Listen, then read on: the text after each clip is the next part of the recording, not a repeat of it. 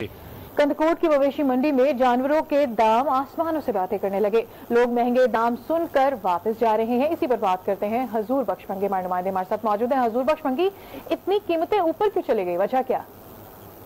जी बिल्कुल, ईद कुर्बान आते ही कंदकोट में भी मवेशी मंडियां सज गई हैं और मुख्तलिफ जो जानवर हैं यहाँ पर सजा दिए गए हैं। लोग आ रहे हैं, रेट तो पूछ रहे हैं, मगर दाम पूछते ही वो वापस मायूस होकर वापस चले जा रहे हैं, क्योंकि यहाँ पर सिंध, पंजाब और बलूचिस्तान के जो जानवर हैं वो आते हैं, यहाँ पर व्यापारी लेकर आते हैं। और इस वक्त आप देख सकते हैं कि बड़ी रश नजर आ रही है, बड़े लोग आ रहे हैं ईद कुर्बान के लिए। मगर यहाँ पर मुझे एक जानवर नजर आया जिसका नाम रंगीला रखा गया है। बहुत ही खूबसूरत जानवर जिसकी दाम जो है 2 लाख तक बताई जा रही है। इसीलिए एक शहरी खरीद करने के लिए रंगीले को आए हैं।